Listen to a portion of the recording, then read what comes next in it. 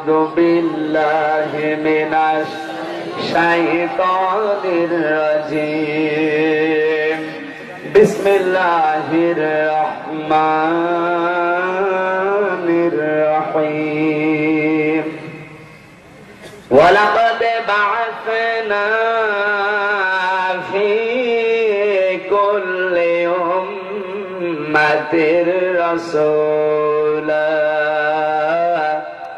আন ইবুদুল্লাহা ওয়াজতানিবু তাগুত।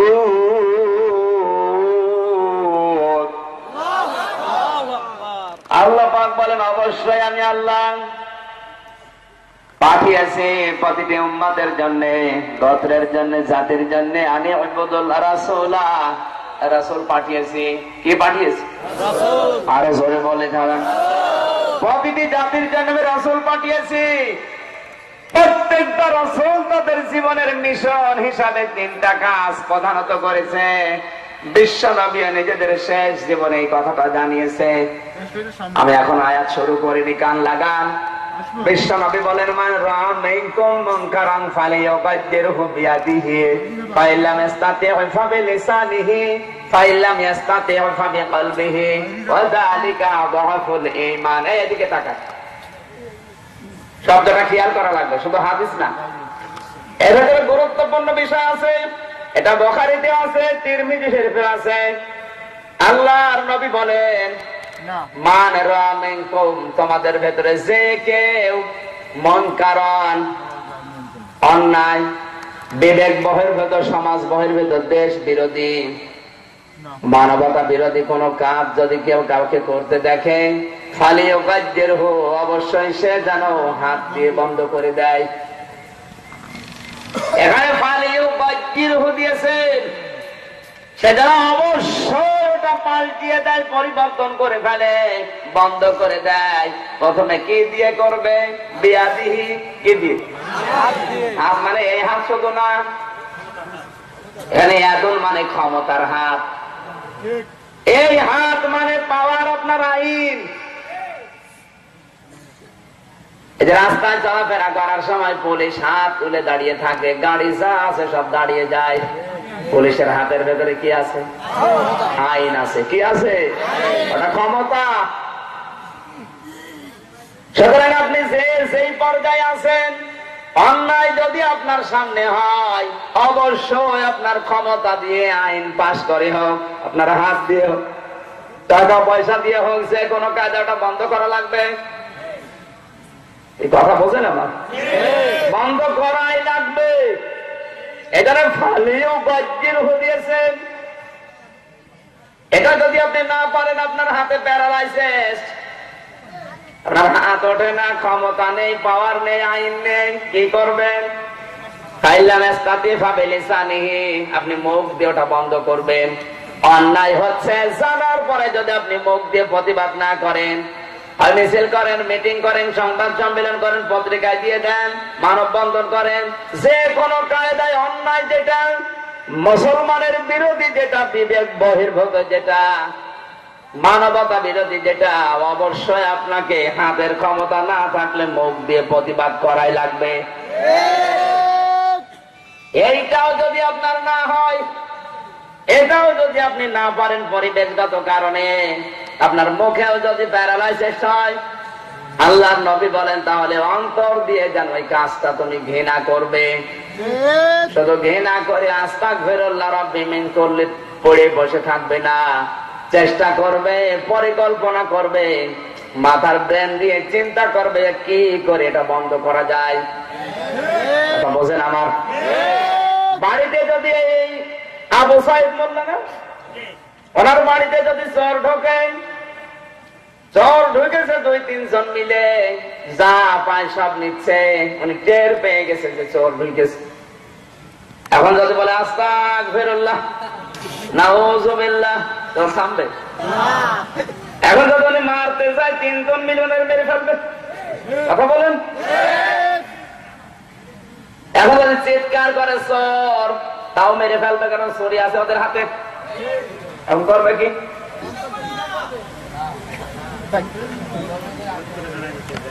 Phone phone phone করতে গেলে তো ছুরি মেরে দেবে। সঙ্গে সঙ্গে মোল্লা সাহেব চিন্তা করবে, আল্লাহ আমার লাঠি কই। কি বলবে বলেন তো? আমার লাঠি কই? কারণ লাঠি থাকলে তিনজনকে পেড়ে ফেলা যাবে। এক কথা বলছেন, এর নাম হচ্ছে যালিকা আদাফুল ঈমান। এই লাঠি কয়, তার মানে আপনি পরিকল্পনা করবেন, চিন্তা ভাবনা করবেন, পদ্ধতি আবিষ্কার করবেন, কি করে এটা বন্ধ করে নতুন একটা বিষয় এই জায়গায় দাঁড় করানো যায়। আর অন্যায় অবৈধ কাজ যেটা হবে আপনি পরিকল্পনাও করবেন না। নড়াইল মোড়ে সিনেমা হলের পোস্টার লাগানো আছে, ঘাড় তেড়া করে আছে ডিপজল, ঘাড় তেড়া।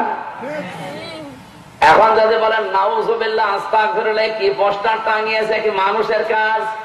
এটা বন্ধ হবে। আপনাকে পরিকল্পনা না লাগবে, যেটা চেষ্টা করা যায় কি করে বন্ধ করতে। ওই রকম জায়গায় যদি কাউকে পাঠাতে হয়, আপনার যোগ্যতা সম্পন্ন মানুষগুলো দরকার।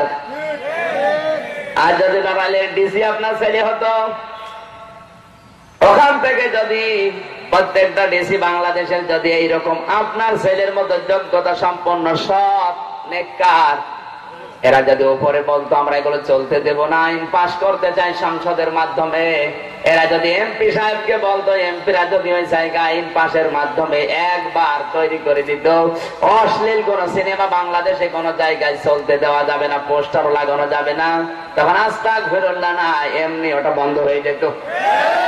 এটাই পরিকল্পনা করছেন আপনি, পথ বের করার চেষ্টা আছেন। এইটার নাম হচ্ছে ফাবি কলবিহি, অন্তর দ্বারা ঘৃণা করা।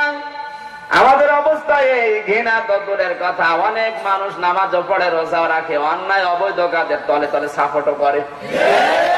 বেশি বললাম? আদম হাফেজ মে তাফসিলের সিগা, আল্লাহর নবী বলেন এই 3 নাম্বার পরিকল্পনা চিন্তা ভাবনা যদি তোমার না আসে, আমি নবী বলছি তোমার ঈমান আছে কিন্তু একেবারে দুর্বল, ওই ঈমান দিয়ে কিচ্ছু হবে না। ঈমান দিয়ে একটা অন্যায় বন্ধ করার সাহস পাও না, ওই ঈমান দিয়ে জান্নাতে যাবে কে বলেছে তোমাকে? এজন্য আমাদের চিন্তা ভাবনার খোরাক এই জায়গায়। ঈমান যদি টিকে রাখতে হয়, যে যেখানে আছি অবশ্যই আমাদেরকে ঈমানের এই 3টা জিনিস মনে রাখা লাগবে। ক্ষমতা দিয়ে, হাত দিয়ে যদি না হয়, মুখ দিয়ে বলা লাগবে। এটা দিয়েও যদি না পারেন, অন্তর দিয়ে ঘৃণা করে হলেও, প্রতিবাদ করে, পরিকল্পনা করে, চিন্তা ভাবনা করে যে কোনো একটা পথ আবিষ্কার করে বন্ধ করা লাগবে। বলেন, এটা না করে শুধু আস্তাগফিরুল্লাহ পড়ার কাজ? বলেন, এই 3টা বিষয় আছে ঈমানকে পরিমাপ করার জন্য। দুনিয়ার সব বিষয় যদি পরিমাপ করার যন্ত্র থাকে, আপনি আসলে ঈমানদার না বেঈমান ওটা পরীক্ষা করার জন্য আল্লাহর নবীর এই হাদিস, এটা থার্মোমিটার। কথা বলা লাগবে, এটা ঈমান মাপার থার্মোমিটার। আজ বাংলাদেশে এই যে 1 নাম্বার যেটা বলেছি, ওই রকম ঈমানদার কম না বেশি? নেই।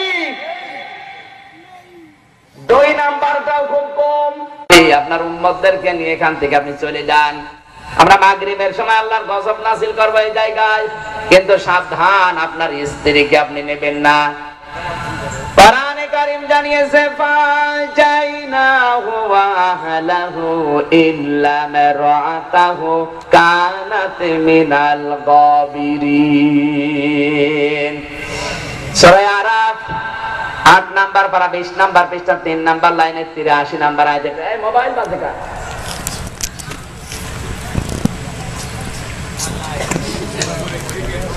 খেয়াল করেন ভাই, আরাফের 83 নাম্বার আয়াতে আল্লাহ জানিয়েছেন, 2জন ফেরেশতা এসে ডাক দিয়ে বলে, আপনার যে উম্মত আছে, যারা অনুসারী আছে, তাদেরকে আপনি এখান থেকে চলে যান, আপনার স্ত্রীকে নেবেন না। ইল্লা মারআতাহু কানাত মিনাল গাবিরিন, কারণ সে পেছনে অবস্থানকারীদের সাথে ছিল। কি জন্য আমরা এসেছি, নাকি অন্য উদ্দেশ্য আছে আমাদের? আরো জোরে বলেন, আছে? যে আশা, যে আকাঙ্ক্ষা, তামান্না, উদ্গ্রীব আপনার ভেতরে দেখতে পাচ্ছি, আমার যতটুকু ধারণা, কোরআন আমাদের জন্য কিয়ামতে সুপারিশ করবে। আল্লাহ যেন নসিব করেন। আরো জোরে বলতে হবে আমিন। গিরিশ চন্দ্র সেন এই লোকটা মারা গেছে, জানাজা হয়নি, কবরে দেয়নি, আগুন দিয়ে জ্বালিয়ে দিয়েছে। কথাকে বানিয়ে বললাম। আমরা যতটুকু কোরআনের জ্ঞান অর্জন করেছি, আমার মনে হয় গিরিশচন্দ্র সেন তার চাইতে অনেক বেশি কোরআনের উপরে পণ্ডিত ছিল। সে কোরআনের প্রতিটি অক্ষর, প্রতিটি শব্দের একটা দুইটা না, কমপক্ষে 99টা পর্যন্ত অর্থ জানতো। আপনি তো একটাও জানেন না। এরকম মানুষ এখানে আছে যে পুরা কোরআন শরীফের প্রতিটি শব্দের অর্থ বলতে পারবে? আছে কেউ? কেউ নেই। আমিও পারি না, কারণ আমি পড়েছি, মনে নেই সব। এখন আবার স্টাডি করা লাগে, দেখা লাগে। ভিডিওটা নিয়ে নিস। এখানে কথা বলবেন না তো ভাই। অবস্থায় তো বাবার কথা শোনার মতো মন থাকে না, থাকে? আমরা শুনতেছি কার কথা বলেন তো? পৃথিবীর সবচাইতে দামি কথা আমান আস্তাকু মিনাল্লাহি কিলা। আল্লাহ বলেন আমার কাছে সত্য কথা কে বলে? কেউ আছে? সুতরাং সত্য কথাগুলো আজকে বলবো। তেলাওয়াত কিন্তু আয়াতটা যদিও পরিচিত মনে হচ্ছে, এর ভেতরে নতুন অনেক তথ্য পাওয়া যাবে। আল্লাহ যেন আমাদেরকে এখান থেকে টান দিয়ে বের করার তৌফিক দেন। কোরআন নিয়ে দুনিয়ায় যে যত চেষ্টা করবে, যে যত শ্রম দেবে, গবেষণা করবে, এর পেছনে পরিশ্রম দেবে, আমার আল্লাহ তাকে না জানা এলেমের জ্ঞান দান করবে। আমি বিভিন্ন জায়গায়, চুয়াডাঙ্গা, কুষ্টিয়া, মেহেরপুর, এই সমস্ত জায়গায় স্টেজে কোরআনের কথাগুলো বললে আমার বিশ্ববিদ্যালয় স্যার পর্যন্ত বসে থাকে, অথচ তাদের কাছে আমি পড়েছি, ওনারা হাঁ করে। এই জন্য যে কথাগুলো বলা হয় ওগুলো আমার ছোট্ট ব্রেনের কথা না, ওগুলো আমার আল্লাহ দিচ্ছে। তারপরে ওনারা পরে আমাকে বলে, এগুলো পেলে কোথায়? সারা জীবন পড়ালাম তোমাকে, আমি নিজেও ও বিষয় জানি না। কোন মানুষ যদি তার জ্ঞান অনুযায়ী আমল করে, যোগ্যতা অনুযায়ী কাজ করে, আমার আল্লাহ তাকে না জানা বিষয়ের জ্ঞান নিজের থেকে দান করে। আজকে এমন কিছু কথা এখান থেকে বের করা লাগবে যেটা বাংলাদেশে সচরাচর মানুষ জানেও না, বোঝেও না, আমল তো দূরের কথা। আল্লাহ আজকের আয়াতটা যদি আমরা শুনে বুঝে আমল করতে পারি, আর যদি কিয়ামতে আয়াত সাক্ষী দেয়, লস হয়ে যাবে? লস হবে? আল্লাহ যেন এরকম মন দান করেন। জোরে বলেন আমিন। গত 19 তারিখে এসেছিলাম, এই নড়াইল কোথায় যেন, বৃষ্টির কারণে হয়নি। বদলগাছি নাকি চৌগাছা। আমি ওখানে তেলাওয়াত করেছিলাম, রব্বানা আতিনা ফিদ দুনিয়া হাসানা ওয়া ফিল আখিরাতি হাসানা ওয়া কিনা আযাবান নার। এটা কাবা শরীফ যতবার মানুষ তাওয়াফ করে ততবার এই দোয়াটা পড়া লাগে। কাবা শরীফ আমি বারবার তাওয়াফ করি আর দেখি মানুষ আমার সামনে, পেছনে, ডাইনে, বামে খালি এই আয়াত পড়ে, রব্বানা আতিনা ফিদ দুনিয়া হাসানা ওয়া ফিল আখিরাতি হাসানা ওয়া কিনা আযাবান নার ওয়াদখিলনাল জান্নাতা মা'আল আবরার ইয়া আজিজ ইয়া গফফার ইয়া রাব্বাল আলামিন। চিন্তা করলাম 6666 আয়াত আছে, এত আয়াত বাদ দিয়ে কাবা শরীফ সামনে নিয়ে এই দোয়া পড়ে কেন মানুষ? তাম পৃথিবীর সব মানুষ এই একই দোয়া পড়ে। পরে পরে চিন্তা করার পরে গবেষণা করেছিলাম এই আয়াতটা নিয়ে। শুধু 5 ওয়াক্ত নামাজে কাবা শরীফেই না, রব্বানা আতিনা ফিদ দুনিয়া কি বলা হয় এটা আমি এতদিনও জানতাম না। কোরআনে কারিমের উপরে সময় দিয়ে গবেষণা করে চেষ্টা করে দেখেছি, মহান আল্লাহ এই আয়াতটার ভেতরে তামাম দুনিয়া আখিরাত সব লুকিয়ে রেখেছে। এটা যদি কেউ বুঝতে পারে, তার দুনিয়া আখিরাত সব সহজ হয়ে যাবে। আল্লাহ পাক বলেন, আমার কাছে দোয়া করো, মোনাজাত করো, কামনা করো, আতিনা ফিদ দুনিয়া হাসানা, দুনিয়ায় কল্যাণ দাও। দুনিয়ায় কি দাও? আরো জোরে বলেন। আফিল আখিরাতি হাসানা, আখিরাতেও হাসানা দিও, কল্যাণ দিও, শান্তি, সমৃদ্ধি, স্বস্তি, নিরাপত্তা দিও, শান্তি দিও। হাসানা শব্দের 99টা অর্থ পাওয়া যায়। হাসানা মানে শান্তি, হাসানা মানে স্বস্তি, হাসানা মানে নিরাপত্তা। আপনি যেইটা চাবেন ভালো জিনিস বলতে, সব আমার আল্লাহ হাসানার ভেতরে লুকিয়ে রেখেছেন। একটা দুইটা না পড়া কোরআন শরীফ গবেষণা করে হাসানা শব্দটা আমি 16 জায়গায় পেয়েছি। এই হাসানা শব্দের ভেতরে আমার আল্লাহ 10টা বিষয় ঢুকিয়ে রেখেছেন। কয়টা? দুনিয়ার হাসানা যদি কোনো মানুষ চায়, সে যেন 10টা বিষয় আল্লাহর কাছে কামনা করে। আফিল আখিরাতি হাসানা, আখিরাতের হাসানা দিও, কল্যাণ দিও, শান্তি দিও, স্বস্তি দিও, নিরাপত্তা দিও, তার মানে জান্নাতে দিও। তার মানে আখিরাতের হাসানায় আমার আল্লাহ নিজে 5টা বিষয় ঘোষণা দিয়েছেন। কোন মানুষ যদি আফিল আখিরাতি হাসানা বলে, মহান আল্লাহ বলেন সে যেন আমার কাছে 5টা জিনিস কামনা করে। ওদিকে 10, ওদিকে 5, কয়টা? আর জাহান্নাম থেকে আমাদেরকে বাঁচাও। আল্লাহ বলেন জাহান্নাম থেকে বাঁচার রাস্তা মাত্র একটা। কয়টা? 10, 5 আর 1 কত? এই 16টা বিষয় আছে এই দুয়ার ভেতরে।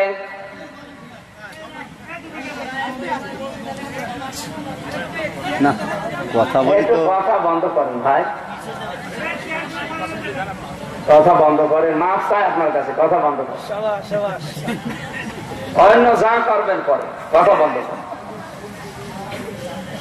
এই যে 16টা বিষয় ওই জায়গায় মনে করলাম পয়েন্ট আকারে আলোচনা করবো, আমি এগুলো সব নোট করেছিলাম। এটা আল্লাহর ইশারা, যেই শুরু করেছে রব্বানা আতিনা ফিদ দুনিয়া, এমন ফিদ দুনিয়া দিয়েছে ওই স্টাইল উড়ে গেছে। আমি বাঁচি না, ওইদিন শেষ করে চলে এসেছিলাম, পারি না, মাত্র 2-3 মিনিট পরে শেষ হয়ে গেছে। মনে করলাম আজকে ওই আয়াতটাই শুরু করবো, কিন্তু এখানে এসে দেখলাম না, এখানে গুরুত্বপূর্ণ যে বিষয়টা আরো, আজকে যে আয়াত পড়েছি এটা আরো গুরুত্বপূর্ণ। আলহামদুলিল্লাহ। দেখো দিন যত যাচ্ছে পৃথিবী তত গরম হচ্ছে। এই গরম মানে সূর্যের গরম না, বলছেন আমার কথা? অনেক মানুষ অনেক কায়দায় গরম হচ্ছে। এই গরম গুলো যেন না হয়, ফাসিরু ফিল আরদ ফানজুরু কাইফা কানা আকিবাতুল মুকাদ্দিবিন। আল্লাহ এর শেষ অংশে এই শব্দটা দিয়েছেন, ভ্রমণ করো, পরিভ্রমণ করো, সফর করো, দেখো। ফানজুরু নজর করে দেখো। নজর শব্দটা দিলেন কেন আল্লাহ? র দিতে পারতেন। র মানেও দেখা, নাজারা মানে দেখা। র মানে এই চোখ দিয়ে এমনিতে দেখা, এটা আমি লাইটের দিকে তাকিয়ে আছি, এই শেষ। কিন্তু নাজারা বলা হয় গবেষণা করে, চিন্তা ভাবনা করে। লাইটের দিকে শুধু তাকাই না, কিভাবে আলো জ্বলে, কোন জায়গা থেকে আসতেছে, তার কিভাবে জোড়া দেওয়া আছে, এই যে গবেষণা করা, চিন্তা ভাবনা করা, এর নাম হচ্ছে নাজারা। আল্লাহ বলেন ফাসিরু ফিল আরদ, তামাম পৃথিবীতে ভ্রমণ করো। ফানজুরু নজর করে দেখো, কাইফা কানা আকিবাতুল মুকাদ্দিবিন, যারা সত্যকে মিথ্যা প্রতিপন্ন করেছে, এই মিথ্যাবাদীদের সাথে আমি আল্লাহ তার পরিণতি কি করেছি, এটা দুনিয়া ঘরো আর দেখো। এই আয়াতের বাস্তব পেয়েছিলাম মদিনা শরীফের বদরের ময়দানে। সত্যকে যারা সত্য জানার পরেও অস্বীকার করেছিল, তার পরিণতি আল্লাহ কি করেছে? আবু জেহেল তার বাস্তব প্রমাণ। ওরে তো আর আদর করে মাটি দেয়নি, ওরে যুদ্ধ করে দিয়েছে। 70 কাফেরকে একই কবরে মাটি দেওয়া। ড্রাইভার আমারে বলছো হুজুরের শয়তানের কবরে কোনোদিন গাছ হয় না। শয়তানের কবর মানে আবু জেহেলের কবর। এত পানি দেয় সরকার, কিন্তু গাছ হয় না, গাছ বাঁচেও না। পাশে এই সাহাবীদের কবর, বদরের ময়দানে 14 জন শহীদ হওয়া সাহাবী। এই পাশে বিশাল খেজুর বাগান, তরুতাজা খেজুর উঠতেছে, গাছে পাকা পাকা খেজুর ধরে, নিচ দিয়ে পানি ওঠে। আর এই শয়তানের কবরে পানি দিয়েও যদি গাছ না বাঁচে, বলে আল্লাহ শরবত খাওয়াচ্ছে, আগুন জ্বালিয়ে দিয়েছে। ওর কবরে কি জ্বলছে বলেন? আগুন জ্বলছে। সত্যকে সত্য জানার পরেও অস্বীকার করেছিল। আবু জেহেল ও মুশরিক ছিল। কি ছিল? ও কিন্তু কাফের না। কাফের মানে অস্বীকারকারী, আর মুশরিক মানে আল্লাহকে বিশ্বাস করে কিন্তু আল্লাহর সাথে অন্য কাউকে শরীক করে। আল্লাহ যে আইন দিয়েছে ওই আইনের সাথে অন্য কোন আইন নিজে বানিয়ে ওইটাও চালিয়ে দেয়, এটার নাম হচ্ছে মুশরিক। আল্লাহর যে ক্ষমতা আছে ওই ক্ষমতা অন্য কারো ভেতরে দিয়ে ওইটাও বিশ্বাস করে, এর নাম মুশরিক। ইন্নাল্লাহা আলা কুল্লি শাইইন কাদির, সবকিছুর উপরে ক্ষমতা চলে কার? এটা যদি কেউ অন্য কারো ভেতরে দিয়ে দেয়, কেউ বাবার ভেতরে, কেউ পীর সাহেবের ভেতরে, কেউ মরা পীর, কেউ জিন্দা পীর, বিভিন্ন জায়গায় যদি এটা ভাগ করে দেয়, ও হচ্ছে মুশরিক। আবু জেহেল এইটা ছিল, ও কাফের ছিল না। আল্লাহ রাব্বুল আলামিন বলেন, ওমা ইউমিনু আকসারুহুম বিল্লাহি ইল্লা ওয়া হুম মুশরিকুন। বিভ্রান্ত হবেন না। সকালে অনেক মানুষকে তো গিবত করবে, হুজুর বলেছে আবু জেহেল কাফের না, ও মুশরিক। ও মুসলমান ছিল না, মুশরিক তো আরো খারাপ।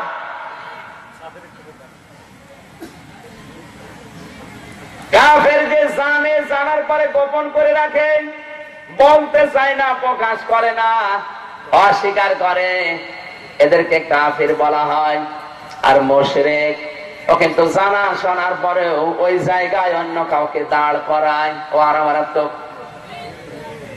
কোরআনে কারিমে আল্লাহ জানিয়েছেন, লা তাজিদান্নাহুম আহরাসান নাসি আলা হায়াতিন ওয়া মিনাল্লাযীনা আশরাকু। এই পৃথিবীতে এমন কিছু মানুষকে আপনি দেখতে পাবেন, ওদেরকে যদি বলা হয় 1000 বছর তোমাদের হায়াত, ওরা বলবে আলহামদুলিল্লাহ, আমরা আরো বাঁচতে চাই। এগুলো মুশরিকদের আমল, মুশরিকদের আকাঙ্ক্ষা। আলা তাজিদান্নাহুম, কোরআনে কারিমে আল্লাহ 2:17 কথা স্পষ্ট ভাবে সূরা মায়েদার 82 নম্বর আয়াতে দিয়েছেন।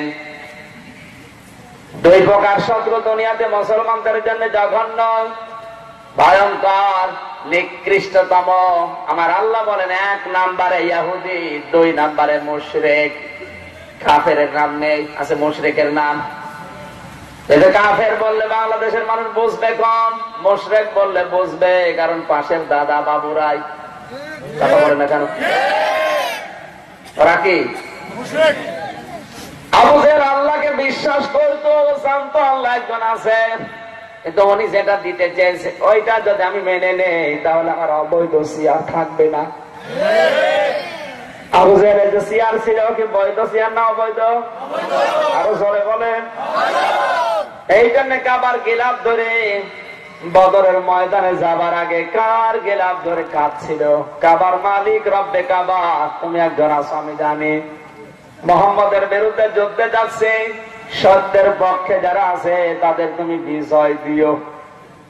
ওর দোয়া কবুল হয়ে গেছে। ও যদি বিশ্বাস না করবে আল্লাহ একজন আছে, কাবার গিলাফ ধরে কাঁদবে কোন কারণে বলেন? আজ আবু জেহেলের মতো এইরকম ইমান যাদের, কাবার গিলাফ ধরেও কাঁদে, বাবার সামনে যেও কাঁদে। কথা বলছে না কেন? ও কাবা ঘরের পরে মূর্তি ছিল, ওই মূর্তির সামনে কাঁদতো, কাবার গিলাফ ধরেও কাঁদতো। সিস্টেম একই। আমার মনে হয় আজ ডিজিটাল মুশরিক বাংলাদেশে অনেক আছে, যাদের ইমান ঠিক আবু জেহেলের মতো। এই নিচে নামা লাগবে। ওর দোয়া যেমন কবুল হয়েছে, মাঝে মাঝে আপনারটাও কবুল হবে যদি ওই রকম জায়গায় হাত পড়ে যায়।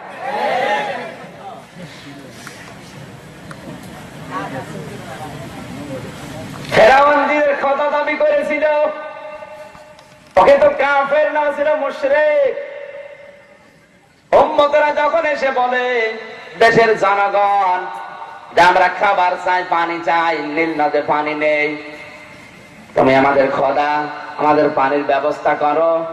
ফেরাউন এই সময় যদি বলতো না আমি পারবো না, ওর গদি যেত উল্টিয়ে, ডাক দে বলে ঠিক আছে তোমরা যাও, কালকে পানি চলে আসবে। গভীর রজনীতে রাত 12টা-1টা বাজে, বগল দামা যায় নামাজ নিয়ে, হাতে একটা তসবিহ নিয়ে, বিশাল পাগড়ি মাথায় দিয়ে, ওই দেশের মানুষের জামা জাতীয় পোশাক ছিল জুব্বা। ফেরাউন কিন্তু জুব্বা গায়ে দিত, জুব্বা গায়ে দিয়ে, পাগড়ি মাথায় দিয়ে, বিশাল তসবিহ হাতে নিয়ে যাচ্ছে। পাহাড়ের পাদদেশে সেজদায় পড়ে কাঁদে, রব্বুল আলামিন তুমি একজন আছো আমি জানি, আমি তো খোদা দাবি করেই ফেলেছি, এখন যদি আমি বলি না আমি 2 নাম্বার, আমার ওরা মেরে ফেলবে।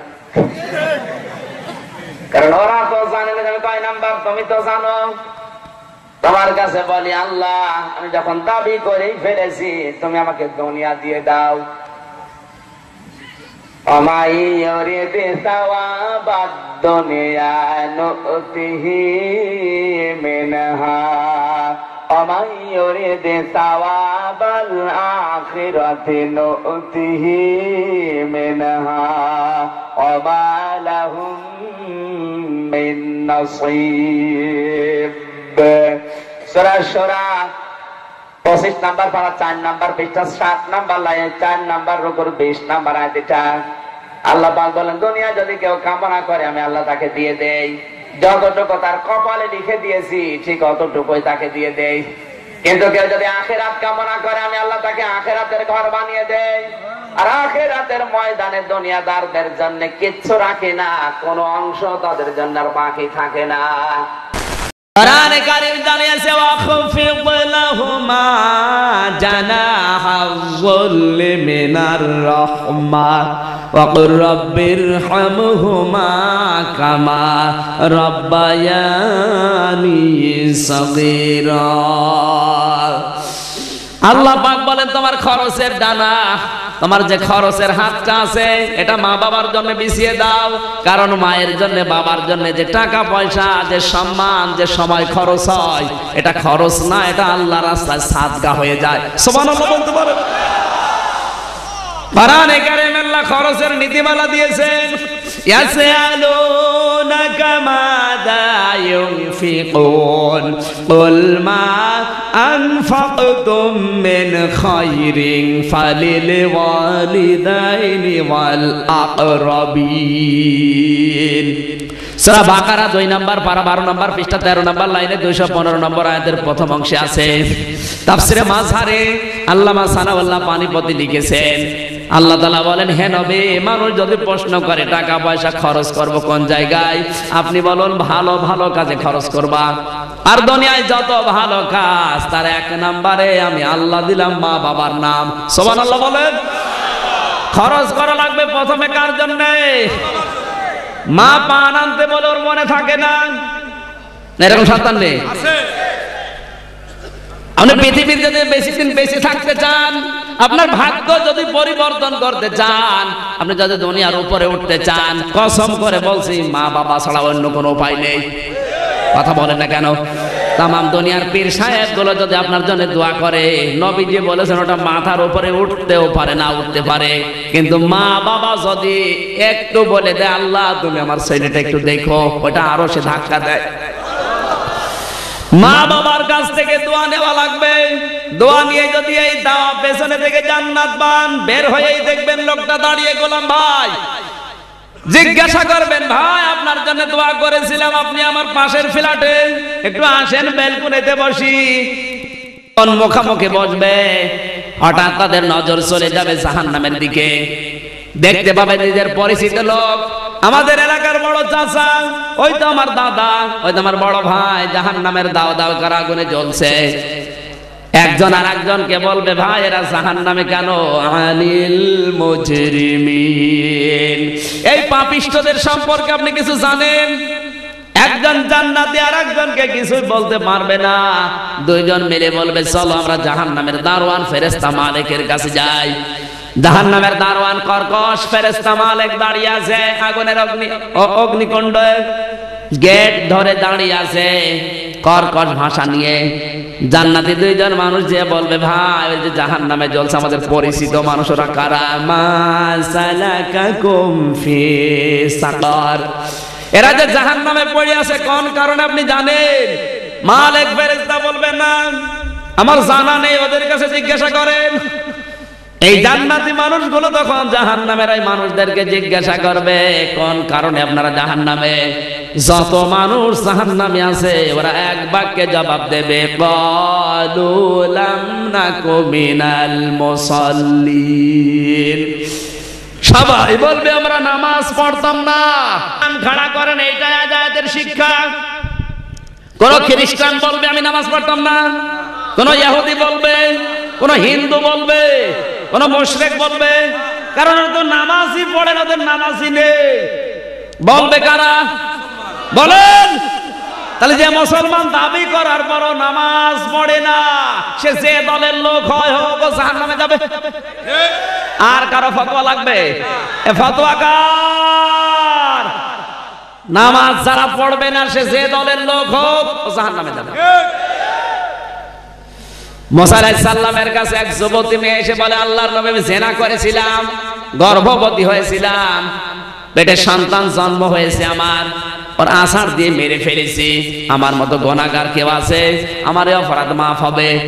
আল্লাহর নবী মুসা আল্লাহর ওহীর অপেক্ষা না করে বলে দিলেন, না তোমার মাফ হবে না। তোমার মতো নিকৃষ্ট দুনিয়ার কেউ নেই। একদিকে জিনা করা, এরপরে গর্ভবতী অবৈধ হওয়া, এরপরে সন্তান জন্ম দেওয়া জারজ, এরপর আবার আছাড় দিয়ে মেরে ফেলা, তোমার মতো অপরাধী দুনিয়ায় কেউ নেই। মেয়েটি নিজের কপালের ভেতরে আঘাত করার বলে, আল্লাহ যৌবন তুমি জাহান্নামের জন্য দিয়েছিলে। হঠাৎ আজরাইল জিবরাইল আলাইহিস সালাম এসে বলে, আল্লাহর নবী মুসা এই মহিলার চাইতে নিকৃষ্ট মানুষ দুনিয়ায় আছে। মুসা নবী আশ্চর্য হয়ে গেলেন, ডাক দিয়ে বলে, ইয়া আখি জিবরাইল, হে ভাই জিবরাইল কি বলেন আপনি? এই মহিলার চাইতে নিকৃষ্ট আবার কে? জিবরাইল বলে, আল্লাহর নবী মুসা এই কথা জানার জন্য আমার আল্লাহ আমাকে পাঠিয়েছে। এই মহিলার চাইতে নিকৃষ্ট মানুষ আমার আল্লাহর কাছে তারা যারা সুস্থ থাকার পরও নামাজ পড়ে না। নামাজ না পড়া মানুষ হত্যা করার চাইতেও খারাপ কাজ, নামাজ না পড়া জিনা করার চাইতেও খারাপ কাজ। কথা বলুন। মুসলমান দাবি করলেও যারা নামাজ পড়ে না, যে দলের লোক হয় হোক, যাবে কোথায়? আসতে বলে, যতদিন আজরাইল না আসে নামাজ আর ছেড়ে দেব না, এ ওয়াদা কারা পারবেন দেখি? লিল্লাহি তাকবীর। দেখেন তো হাত বলেনি কে? দেখেন তো হাত বলেনি কে? দেখেন এত কষ্ট দেওয়ার দরকার নেই।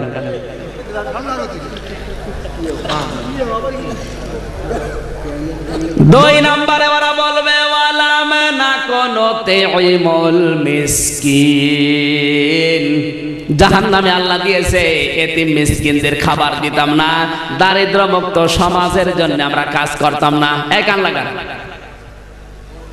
দারিদ্র মুক্ত সমাজের জন্য আমাদের কোনো ভূমিকা ছিল না। ডিজিটাল বাংলাদেশ গঠন করার পেছনে আমরা কোনো শ্রম দেইনি, কোনো কাজ করিনি, কর্মসূচি হাতে নেইনি। তাহলে ডিজিটাল বাংলাদেশ গঠন করা কিন্তু নফল না ফরজ। কথা বলছেন এখানে? আপনার বিশ্বাস আছে না? দলিল আমি একটা একটা করে বলছেন, লিখে নেন। কায়লা ইয়াকুনা দৌলাতাম বাইনাল আগনিয়াই মিনকুম আমা আতাকুমুর রাসূল ফাখুযুহু আমা নাহাকুম আনহু ফান্তাহু। সূরা হাশরের 7 নম্বর আয়াতের মাঝের অংশে দিয়েছেন আল্লাহ, কিছু ধনীদের কাছে শুধু টাকা পয়সা, জমি জায়গা, অর্থ সম্পদ, খাবার এক জায়গায় থাকবে, আর অন্য মানুষ না খেয়ে মরবে। আমি আল্লাহ এটা চাই না। আমি চাই সবার কাছে খাবার থাকবে। প্রধানমন্ত্রীকে জিজ্ঞাসা করেন, শেখ হাসিনা প্রধানমন্ত্রী এই কথাই বলবে যে শুধু আমি নিজে খেয়ে থাকবো, আমি চাই না, সবাই খেয়ে থাকবে। দারিদ্র এবং ক্ষুধামুক্ত বাংলাদেশ গঠন করা আমাদের অঙ্গীকার। এতে প্রধানমন্ত্রী শেখ হাসিনা মোড়ে মোড়ে লেখা থাকে না? বলেন, এইটার থিওরিতে আয়াত, উনি আয়াত দেখে দেখে সিদ্ধান্ত নিয়েছে ভালো কাজ যেই করুক তার মর্যাদা দেওয়া লাগবে। ডিজিটাল বাংলাদেশ গঠন করার জন্য যে স্বপ্ন দেখেছেন তিনি অবশ্যই কোরআনের আয়াত দিয়েই করেছেন, যেন মুসলমানের নেই। এক কথা বলছেন এখানে, 16 কোটি মানুষের জননী প্রধানমন্ত্রী শেখ হাসিনা যে স্বপ্ন দেখেছে, এটা বাস্তবায়নের জন্য যে কাজ করবে না, সে যে দলের লোক হয় হোক, ও জাহান্নামে যাবে। ফতোয়া আমি দেইনি, কোরআন শরীফ 29 নম্বর পারা 18 নম্বর পৃষ্ঠা 13 নম্বর লাইনে, এই আয়াত নাম্বার হচ্ছে 44। বাড়িতে যে মিলান যে তাফসীর পড়বেন সেই তাফসীরেই পাবেন। ওয়ালাম নাকুনু তুইমুল মিসকিন, দারিদ্র মুক্ত সমাজের জন্য, দেশের জন্য যাদের কোনো ভূমিকা ছিল না, শুধু নিজে খেয়ে পরে বাঁচবে, সে যে দলের লোক হয় হোক, ও জাহান্নামে যাবে। অনেকটা উদ্যোগ নিয়েছে, উদ্যোগকে বাহবা না দিয়ে তার পেছনে না থেকে অনেক মানুষ সমালোচনা করে। আর অন্য কোনো কাজ যদি কোরআন হাদিসের বিরুদ্ধে কেউ করে, অবশ্যই তার বিরুদ্ধে কথা বলা লাগবে। এই যে লতিফ কাজ্জাব নবীকে গালি দিয়েছে, কাবা ঘরকে গালি দিয়েছে, এই জন্য প্রধানমন্ত্রী তো দল থেকে দিয়েছে, ওর মন্ত্রিত্ব কেটে দিয়েছে। বলেন, আমরা খুশি এবং রাজি, আরো খুশি হতাম লোকটাকে যদি ফাঁসি দিত। আর আমাদের নবী বিশ্ব নবীকে গালি দিয়েছে। কথা বলেন, এই কাযযাবের মতো যারাই নবী নিয়ে ইসলাম নিয়ে কটূক্তি করবে তাদের সর্বোচ্চ শাস্তি ফাঁসি চাই। কারা কারা এই মতে আছেন দেখি, লিল্লাহে তাকবীর।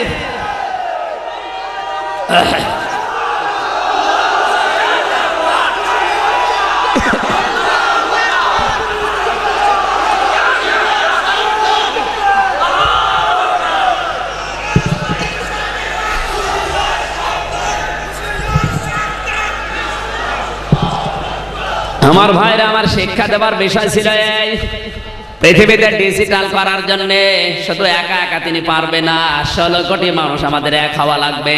আর এই এক মতের সাথে যে যাবে না, ও যদি মনে করে এটা আওয়ামী লীগের কাজ, ওরা করে করুক গা, আমরা ওর ভেতরে নেই, কসম করে বলছে আপনি জান্নাতে যেতে পারবেন না। কারণ ডিজিটাল মানে চলমান, ডিজিটাল মানে গতিময়, ডিজিটাল মানে একটার পরে একটা 99টা অর্থ হয় ডিজিটাল। কিন্তু এই থিওরি যদি বাস্তবায়ন করেন, শুধু নিজে খাবো অন্য না খেয়ে মরুক, আপনি আগে জাহান্নামে যাবেন। কথা বলুন।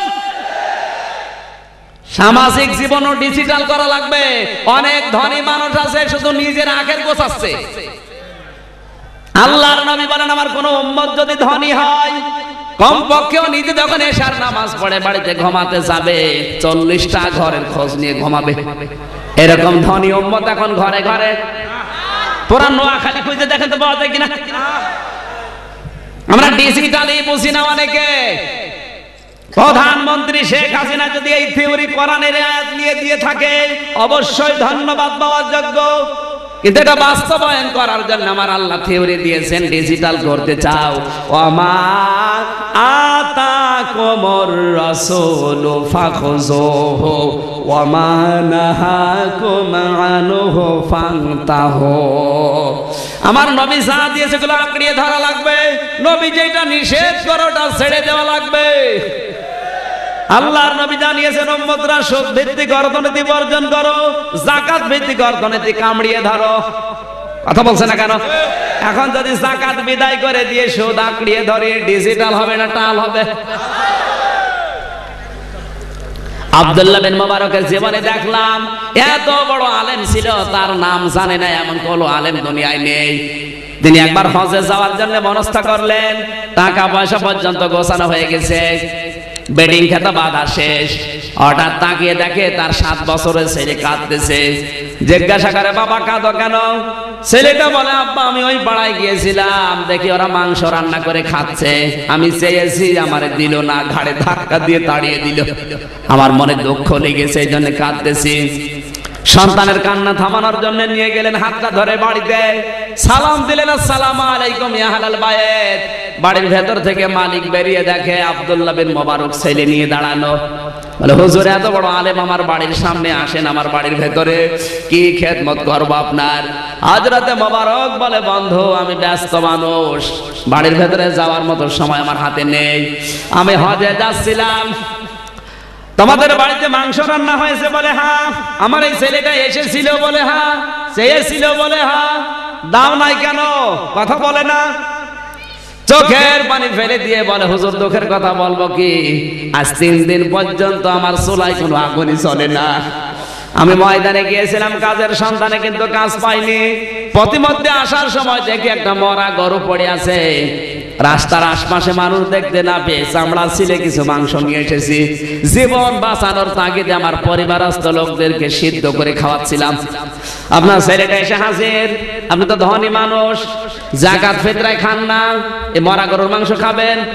বারবার ওকে ফেরত দিয়েছি, ও ছোট মানুষ চাই না, এই জন্য ঘাড়ে ধাক্কা দিয়ে বের করে দিয়েছি।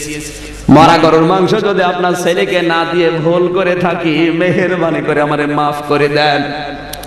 হযরতে মুবারক কেঁদে ফেললেন, এক দৌড়ে বাড়িতে গেলেন, হজে যাওয়ার টাকাগুলো লোকটার হাতে এনে দিয়ে বলে, ভাই আমি ফরজ হজ করেছি, নফল হজে যাচ্ছিলাম, আমার দরকার নেই, এই টাকাগুলো নিয়ে আপনি পরিবারস্থ লোকদেরকে খাবার কিনে খাওয়ান, বাকি টাকা ব্যবসা বাণিজ্য করে প্রতিষ্ঠিত হন, কোনদিন এই টাকা আমার আর দেওয়া লাগবে না। আপনি আমার এলাকায় বসবাস করেন, এত কষ্টে আছেন, আমি খোঁজ নিতে পারি নাই, কিয়ামতের দিন আপনি আমাকে কাঠগড়ায় দাঁড় করাবেন না, আল্লাহর রাস্তায় টাকাগুলো আপনার দান করে দিলাম।